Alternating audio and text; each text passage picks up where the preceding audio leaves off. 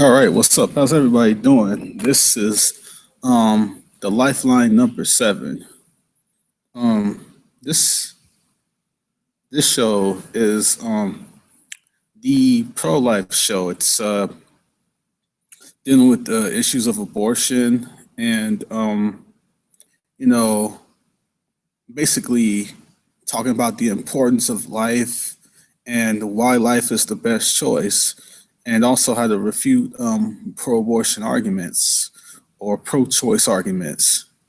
And pretty much everything related to abortions on this show. I am a pro lifer, an uncompromising pro lifer. I believe there's no justification for intentionally killing the child in the womb.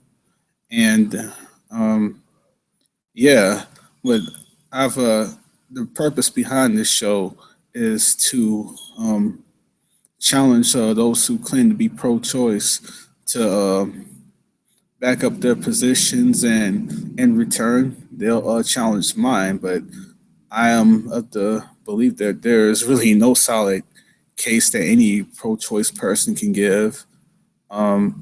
It's pretty much uh, in my personal viewpoint, an intellectually bankrupt position and an morally bankrupt position. So yeah, this debate right here, I know she's watching this. It's going to be between a young lady and myself. She's going to be the pro-choicer, and I'm going to be the pro-lifer.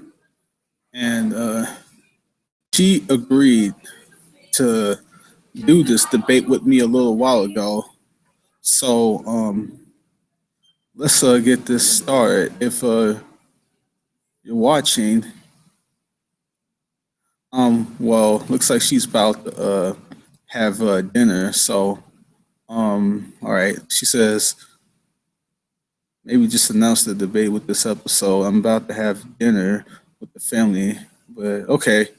Well, looks like it's gonna be postponed a little bit. I hadn't, I didn't really expect that she'd have dinner right now, but well, here's what I will do instead. I'm gonna use this opportunity to schedule the debate for tomorrow evening, and I'll probably do it a little earlier than what I'll do it now because I mean, to be fair, I live in the Midwest and she lives on the East Coast, so we're an hour apart. It's 6 o'clock where I am now, so it's obvious that she would be having dinner right around this time, and the careless planning on my part, I didn't take that into account. But we will have this debate though. Um, she's going to be playing the part of the pro-choicer because I've been challenging so many pro-choicers all over Facebook to have a debate with me one on one, and close to over 120 something, close to 130, and I'm not even kidding. Close to 130 people on Facebook have refused. People, because long before I came to the G Plus community, I was actively involved in Facebook most of my time, and I used to have like literally thousands upon thousands of debates through text chat with pro-choicers. And when I found the G Plus community and I started getting involved over here, I was thinking, I'm getting a little tired of the text chat debate. So why not start challenging pro-choicers to voice chat debates, like live one-on-one chat debates? So this was the reason why I started challenging pro-choicers on Facebook to come have a one-on-one debate with me, and I'm not even making this number up. Over 120 something, almost 130 have refused. So um, an amazing young lady who I consider probably one of the most amazing people I've ever met. She's a very, very fine young lady, a very, very wise thinker and just relentless, uncompromising pro-lifer. She agreed to play the part of the pro-choicer. She agreed to play devil's advocate because apparently, since there is not too many pro-choicers on Facebook who agreed to the challenge, well, there's really not any at all. I mean, there was a couple who at first said yes, but then, you know, they gave excuses as to why they didn't eventually go through with it. Um, even um, one of the dudes in the chat right now, the guy by the name of Thank You Jesus, uh, he goes, his name is Carlos, but how you doing, brother, by the way? And he also said, well, actually, he was there when one of the pro-choicers had initially agreed to debate me. In fact, she was Matt Dillahunty's wife. So what were the odds of that? It was just crazy that I came across Matt Dillahunty's wife, and she initially agreed to debate, but for some reason, um, she never got back to me about it. And then, like, like maybe like a month and a half, 2 months later or so, she gave all these crazy lame excuses, and then just started mocking and bickering, and she just never went through with it.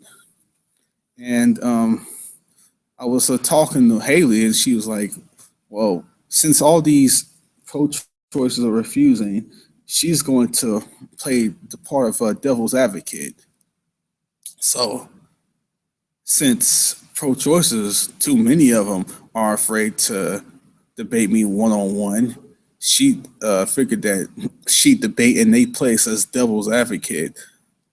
So I mean, it's really embarrassing on that part. There's so many are too afraid to argue their positions and back them up.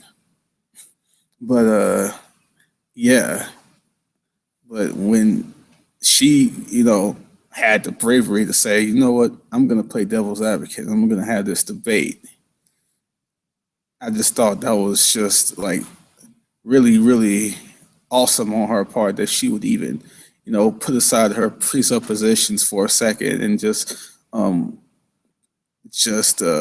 play the part of the the counterpart to pro-lifers.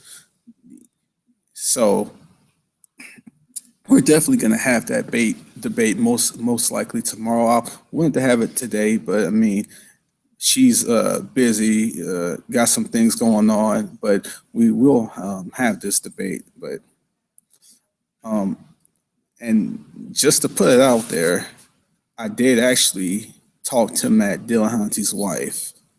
It wasn't something that I planned. It was something that I found out when brother Carlos and I was in a room getting the debate set up, and she actually revealed herself that she was Matt Dillahunty's wife, and I just thought that was crazy. But she never went through with that, and it doesn't really shock me at all. Um, Her mannerisms really weren't any different than the mannerisms of Matt Dillahunty himself. So I guess I shouldn't be too surprised by that. And Carlos says, if you need a moderator, yeah, that sounds good. See, Haley says, can we make the debate sometime in the morning? Yeah, we could do that. That sounds good too. So yeah, expect a debate tomorrow. And the fact that a pro-lifer has to argue on behalf on pro-choicers in their place because too many pro-choicers are too coward to actually debate me one-on-one is quite telling. So although I expected a debate today, we're gonna postpone it to tomorrow, but it should be a good show. So this wasn't a very long hangout, but nonetheless, I'm glad that we're gonna finally do this, and it should be an interesting little show. So stay tuned for that. and I'll see you all tomorrow. Take care and God bless.